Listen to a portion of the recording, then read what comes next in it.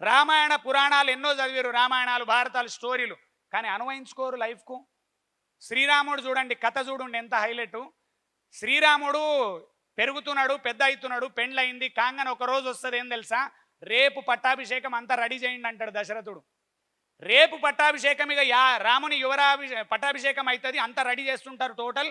అందరు ప్రజలు ఆనందపడతారు, ఎందుకంటే రాముడు రాజు అయితే సూపర్ అవుతుంది రాజ్యం అంతా, ఇంకా ఖతర్నాక్ అవుతుంది అని చెప్పి ఆనందపడుతున్న ప్రజలు మొత్తం ఇట్లా పండగ వాతావరణం నెలకొంటుంది. రాత్రి పూట రామునికి పిలుపు వస్తుంది, రాజుగారు పిలుస్తున్నారు మిమ్మల్ని గదిలోకి అంటే పోయి చూస్తే యాక్చువల్గా రాజు కింద కూర్చొని ఉంటాడు, ఏడుస్తుంటాడు. పక్కన కైకేయి ఉంటుంది, ఏమైందమ్మా ఏడుస్తుండంటే, ఏం లేదు నాన్న, నా కొడుకు నేను ఒక చిన్న వరం అడిగిన మీ నాన్నను అందుకు ఏడుస్తుండు. చిన్న వరంకి ఎందుకు ఏడుస్తాడమ్మా నాన్న అంటే, ఏం లేదు, భరతుడికి పట్టాభిషేకం కావనంటే నువ్వు వనవాసానికి పోవాలి అని అంటే, రాముడు ఏమంటాడు ఆన్సర్ తెలుసా అక్కడ, గింత చిన్నదానికి అమ్మ నాన్న బాధపడుతుంది నేను పోతా, నాన్న మాట ఇచ్చినాడంటే నేను వనవాసానికి వెళ్ళిపోతా అని. తెల్లారితే పట్టాభిషేకం, అయోధ్యకు రాజు, సీతమ్మ వారు రాణి అవ్వాల్సిన టైంలో నువ్వు వనవాసానికి 14 ఏళ్ళు పోవాలంటే ఏం టెన్షన్ లేకుండా నేను పోతా అని చెప్పి వనవాసంకి వెళ్ళిపోతాడు. ఎంత పవర్ఫుల్ పర్సనాలిటీ.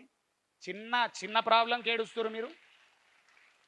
నువ్వేం వనవాసాలకు పోయినావా, నీ ముఖానికి అన్నాడన్నా, అడవులలో పోయినావా, పులి చూస్తే వనికి పారిపోతావు, బొమ్మ చూస్తే పారిపోతావు, పులి బొమ్మ. నువ్వు పులి అవసరం లేదు నీకు, పులి బొమ్మ చాలు నీకు, పులే చచ్చిపోతావు నువ్వు పుట్టుకున. ఇంకా హైలైట్ తెలుసా, చాలా మంది ఇంకొక పాయింట్, యూట్యూబ్ నుంచి ఎవరైతే ఆంట్రప్రినర్స్ ఉన్నారో, యువత ఎవరైతే బిజినెస్ మ్యాన్ ఉన్నారో, యువత ఎవరైతే సేల్స్ మ్యాన్ ఉన్నారో, యువత ఎవరైతే ఖతర్నాక్ సక్సెస్ కావాలనుకుంటున్నారో, యువత ఎవరైతే నేను పవర్ఫుల్గా తయారవ్వాలనుకుంటున్నారో, నెక్స్ట్ పాయింట్ వినండి.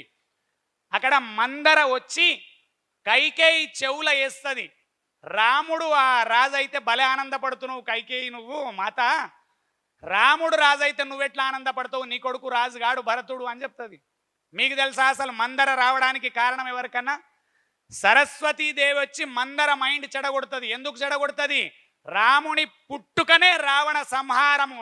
అయోధ్యలుంటే సీతమ్మ వారి అపహరణ జరగదు, అప్పుడు రావణ సంహారం జరగదు. కాబట్టి మందర క్యారెక్టర్ లేకపోతే రావణ సంహారం జరగదు. అందరూ మందరం తిట్టుకుంటారు, కైకేయిని విపరీతంగా తూలనాడతారు అందరూ. రాముడు ఒక్కరోజు ఒక్క పల్లెత్తు మాట అనడు, ముందనలే లాస్ట్ కనలే, మళ్ళా రిటర్న్ వచ్చినప్పుడు కూడా అనలే. భరతునికి ఏం చెప్తాడు, భరతుడు అక్కడ వచ్చి కలిస్తే కూడా చెప్తాడు, అమ్మని మంచిగా చూసుకో, అమ్మని బాధ పెట్టొద్దు, మంచిది కాదు, కరెక్ట్ వ్యవస్థ కాదు అది. ఇక్కడ ఏం తెలుసా, అట్లాంటి మందరలు నీ లైఫ్లో కూడా వస్తారు, అట్లాంటి కైకేయులు నీ లైఫ్లో కూడా వస్తారు. ఏదైనా కొత్తది స్టార్ట్ చేయగానే లైఫ్లో తెలుసా, ఇప్పుడు ఏదైనా బిజినెస్లోకి ఎంటర్ కాగానే అయినావా పోతుంది,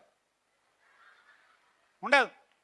నువ్వు అడుగు ఎందుకు ఉండదు తెలియదు నాకు, అందరిది పోయింది ఇది పోతుంది. అట్లాంటి వాళ్ళు ఎవరన్నా రాగానే ఫస్ట్ నువ్వేమర్థం చేసుకోవాలి తెలుసా, నా లైఫ్లో కూడా మందర వచ్చింది, మైండ్లో ఫిక్స్ చేసుకోవాలి మందర. రెండు, ఇంకా కొందరు అంటారు ఓడోడు టచ్ అయ్యి, నువ్వు పాసే కావు, పక్కా ఫెయిల్ అవుతావు, నీ ముఖానికి బిజినెసే కాదు, నీకు హీరో అయ్యే ఛాన్స్ లేదు, నువ్వు డైరెక్టర్ గానే కావు అన్నప్పుడు మళ్ళీ అనుకోవాలి లైఫ్లో కైకేయి కూడా ఎంటర్ అయ్యింది. ఎందుకు తెలుసా, వాళ్ళుంటేనే రాముడు సక్సెస్ అయిండు. అయోధ్యలు ఉన్నంత కాలం రాముడిని ఏమన్నారు తెలుసా, యువరాజు రాముడు అన్నారు. అదే అడవులల్లో పోయి సీతాపహరణ జరిగి వాలి సుగ్రీవులను కలిసి లంకకు పోయి రావణుని చంపి రిటర్న్ వచ్చిన తర్వాత మర్యాద పురుషోత్తముడు భగవంతుడు రాముడు అవుతాడు. ఆ యాత్ర రాముణ్ణి భగవంతుని చేసింది. కష్టాలు రాకముందే పారిపోతారు ఏందయ్యా, కష్టం రాగానే వణికి పారిపోతూనే ఉంటావు. ఇంట్లోనే కంఫర్ట్ జోన్లో బెడ్ మీద కూర్చొని ఏసీ వేసుకొని టీవీ ముందర రీల్స్ చూసుకుంటా బతికినోనికి ఏం కష్టం అర్థమవుతుంది. సినిమాలు, సీరియళ్ళు, క్రికెట్. సినిమా నువ్వు చూస్తే చిరంజీవి హీరో అయిండు, ఆయన ఇంట్లో 9 మంది హీరోలు అయిండ్రు. ఎవరి వల్ల, నువ్వు సినిమా చూస్తే. నువ్వు సీరియల్ చూస్తే సీరియల్ హీరోయిన్లు బెంజ్ల కూర్చుర్రు, నువ్వే ఆడ కూర్చున్నావు, వరండాల కూర్చొని ఊపుకుంటున్నావు ఎండాకాలం లిట. ఒక పర్సన్ సక్సెస్ అయిండు, ఒక పర్సన్ రిచ్ అయిండు. ఆ పర్సన్ రిచ్ కావడానికి కారణం ఏంది తెలుసా, మిడిల్ క్లాస్ అని ₹1 ఆయన దగ్గరికి పోయినప్పుడే వాడు రిచ్ అవుతాడు. మన జేబుల నుంచి ₹1 వాళ్ళ దగ్గరికి పోతుంది. నువ్వు సీరియల్ చూసినావు, ₹1 సీరియల్ హీరోయిన్కు. జబర్దస్త్ చూసినావు, చూడొద్దనిలే మంచియే, కానీ కంటిన్యూస్గా ఏది పిచ్చి ఏది మంచిదిగా సార్ చెప్పిండు అలవాట్లు. కొందరు 6ంటికి సీరియళ్ళు స్టార్ట్ అయితే ఇంట్లో 10:30 దాకా సీరియల్లే. మరి అన్ని సీరియళ్ళు చూసిన నువ్వు సీరియల్ హీరోయిన్ లాగానే నటిస్తావు రోజు. మొగడు కొట్టక ముందే ఏడుచుడు, ఓ నేను పోతా పుట్టింటికి పోతా. ఇక వాడు అనుకుంటాడు నేను కొట్టలే ఎట్లా ఏడుస్తుంది. సీరియల్ ఎఫెక్టు అది మొత్తం సీరియల్ ఎఫెక్ట్లు అన్నీ. మీకు రిక్వెస్ట్ చేసేది ఏంది తెలుసా, మళ్ళీ ఫస్ట్ జాబ్ ఎక్కండి, మైండ్లో ఒకటి ఫిక్స్ చేసుకోండి, నా వంశంలో అందరు చేయండి, నేనేం చేయాలి ఎక్స్ట్రా.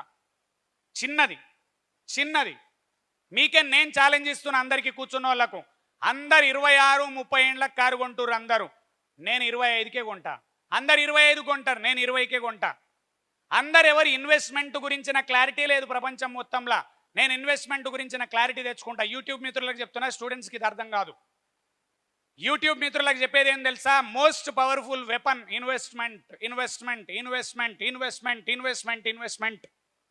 అది తెలియదు ఎవరికి తెలుసా, మిడిల్ క్లాస్లో పర్టికులర్లీ ఇన్వెస్ట్మెంట్ తెలియదు. 40-50కి వచ్చేసరికి ఇక అయిపోయింది ఏజ్ అనుకుంటారు. ఎక్కడ అయిపోయింది ఏజ్? తెలంగాణలోనైతే ఓపెన్గా చెప్తున్నా, ఇక్కడ గురించి నంబర్స్ నాకు తెలివై, తెలంగాణలో ల్యాండ్ రేట్లు ఎంత పెరిగినాయి లాస్ట్ 20 సంవత్సరాలంటే ఒకరు ఊహించలేనంత పెరిగినాయి. కానీ ఇవాళ బాధపడ్డోడు గ్రేట్ కాదు, ఇది ఇట్లా పెరుగుతుందని ఎక్స్పెక్ట్ చేసి 20 ఏండ్ల కింద ఇన్వెస్ట్ చేసినోడు హీరో, ఇవాళ కింగు. శోభన్ బాబు ప్రతి పర్సన్కు చెప్పిండట సినిమా ఇండస్ట్రీలో, ప్రతి ఒక్కరు కలిసిన వాళ్ళకి శోభన్ బాబు ఏం చెప్పేది తెలుసా, పైసలు ఉన్నాయా అన్నయ్య ల్యాండ్ మీద పెట్టు, పైసలు ఉన్నాయా ల్యాండ్ మీద పెట్టు, పైసలు ఉన్నాయా ల్యాండ్ మీద పెట్టుకో, కొంచెం ల్యాండ్ కొనుక్కో. ఎక్కడ 1-2 లక్షలే ఉన్నాయంటే కూడా మూలకు చూపించేదట, ఇది కొనుక్కో. ఎంతమంది హీరోయిన్ల ఇంటర్వ్యూలు విన్న అప్పటి హీరోయిన్లు ఏం చెప్పారు, ప్రతి ఒక్కరికి చెప్తారు. శోభన్ బాబుకు నాకు కూడా సలహా ఇచ్చిండు కొనుమని, కానీ నేను కొనలేదు, అది వాళ్ళ కోట్ల రూపాయలు అయింది. చెప్పేటోడు పక్క నుండి చెప్తే కూడా కొనవాను. ఇప్పుడు అందుకే ఇది స్టూడెంట్స్కి అర్థం కావు ఇవి. అందుకని మీకేమంటున్నా, ఫస్ట్ జాబ్ ఎక్కండి, పార్ట్ టైంలో ఏదన్నా లాంగ్ టర్మ్ చేయండి, ఫైనాన్షియల్ ఎడ్యుకేషన్ పవర్ఫుల్గా నేర్చుకోండి. ఫైనాన్షియల్ ఎడ్యుకేషన్ ఉండాలి, జీవిత పాఠాలు నేర్చుకోవాలి. 4 ఇంపార్టెంట్ ఆస్పెక్ట్స్ స్టూడెంట్స్కు. కమ్యూనికేషన్ స్కిల్స్ పవర్ఫుల్గా తయారు చేయండి. ఏం చేయాలి? కమ్యూనికేషన్ స్కిల్స్ మోస్ట్ పవర్ఫుల్గా తయారు చేయాలి. హెల్త్ వర్కౌట్ కాదు, కమ్యూనికేషన్ స్కిల్స్లలో ఇష్యూ ఉండడం బట్టే వైఫ్తో కొట్లాటలకు కారణం కమ్యూనికేషన్ స్కిల్స్ ప్రాబ్లం. అమ్మ నాన్నలతోని కరెక్ట్గా డీల్ చేయరాకపోవడం కమ్యూనికేషన్ ప్రాబ్లం. అత్తమామలతోని మాట్లాడడం కరెక్ట్గా డీల్ చేయరాకపోవడం కమ్యూనికేషన్ ప్రాబ్లం. సబార్డినేట్తో డీల్ చేయరాకపోవడం కమ్యూనికేషన్ ప్రాబ్లం. ఈవెన్ పెద్దోళ్ళు ఎవరన్నా ఉన్నారు, వాళ్ళతో డీల్ చేయడం రాకపోవడం కమ్యూనికేషన్ ఇష్యూ. దాని మీద ఫోకస్ బాగా పెట్టాలి మీరు. యాక్చువల్గా చదువు మీద పెట్టే ఫోకస్ కమ్యూనికేషన్ స్కిల్స్, రెండోది లీడర్షిప్ స్కిల్స్ మీద పెట్టుకోండి.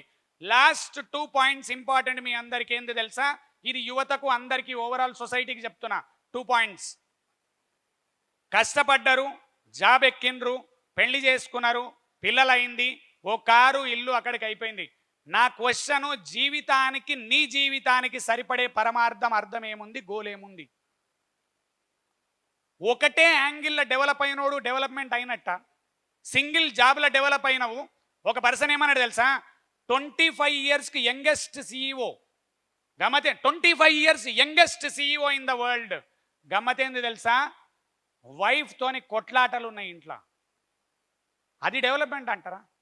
ఇంట్లో ప్రశాంతత లేదు. ఎందుకు తెలుసా, నువ్వు అక్కడెంత ప్రశాంతతనో అక్కడెంత సక్సెసో ఇంట్లో లొల్లులు ఉన్నాయి. నువ్వు సక్సెస్ ఎట్లయితావు? రెండో point, 25 years youngest CEO, 30 years youngest CEO వైఫ్తోని బాగానే ఉన్నాడు, పిల్లలు చెడిపోయినారు, టోటల్గా చేతికే రాకుండా తయారైనారు వాళ్ళు.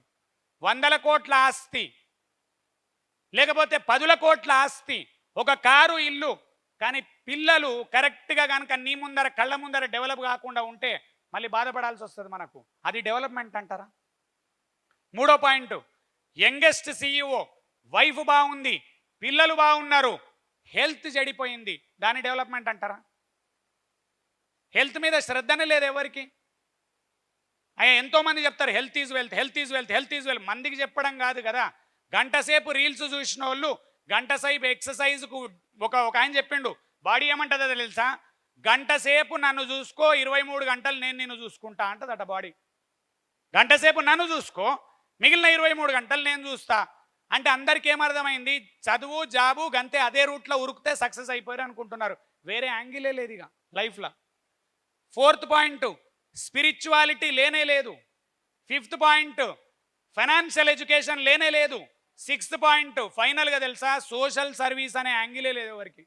ఇప్పుడు ఇంత పెద్ద ప్రోగ్రాం జరగడానికి కారణం ఎవరు తెలుసా, ఇక్కడ ఉన్న దాతలందరూ. దివాకర్ గారు, డాలర్స్ దివాకర్, వాళ్ళకు ఒకసారి గట్టిగా చప్పట్లు కొట్టాలి. ఆయన ఏమనుకున్నారు, అట్లాంటి సంస్థలు ఏమనుకుంటున్నాయి, మనం బాగుపడడం కాదు, మనలాంటి బాగుపడడానికి కావలసిన మైండ్ సెట్ కల్పించాలంటే ఇంపాక్ట్ లాంటి ఫౌండేషన్ తోని కంబైన్ అయి ఒక మంచి ప్రోగ్రాం తిరుపతి వాళ్ళకి ఇప్పిస్తే ఓన్లీ తిరుపతి బాగుపడతలేదు, యూట్యూబ్ వల్ల లక్షల మంది బాగుపడుతున్నారు. యాక్చువల్గా అది చాలా అందమైన విషయం. ఈ మధ్యకాలంలో అయితే డెవలప్ అయిన చాలా మంది యూట్యూబ్ ద్వారా వీడియోలు చూసి, తెలుగు రాష్ట్రాలలోకి అలవాటు ఉంది ఏం తెలుసా, బాగుపడాలనగానే మొట్టమొదట చూసే ప్లాట్ఫామ్ ఇంపాక్ట్. మొట్టమొదటి ప్లాట్ఫామ్ ఇంపాక్ట్కి వచ్చేస్తారు ఫస్టే. అంత పవర్ఫుల్ ప్లాట్ఫామ్. మరి సోషల్ సర్వీస్ మీద ఝాసని లేదా ఎవరికన్నా? ఫైనల్ నా క్వశ్చన్ ఏం తెలుసా, పెన్షన్ లేదు, సోషల్ సర్వీస్ అలవాటు లేదు, ఇన్వెస్ట్మెంట్లు తెలివై, జీవితానికి అర్థం పరమార్థం లేదు, గొప్పగా ఏం చేయలేదు, అయినా నువ్వు గ్రేట్ అని ఎందుకు ఫీల్ అవుతున్నావు అనేది ఇక పెద్ద క్వశ్చన్ మార్క్. అండ్ మళ్ళా చెప్తున్నా, ఈ ఏజ్లో మీకు అర్థం కాదు, బట్ డెఫినెట్లీ అర్థమైన రోజు పైకి వస్తే కాదు. కొందరు స్టూడెంట్స్ రీసెంట్గా ఒక పిల్లాడు కలిసిండు నాకు, మీ అందరికి చెప్తున్నా, 21 ఇయర్స్ ఆయన ఏజ్, బయట కలిసిండు నాకు.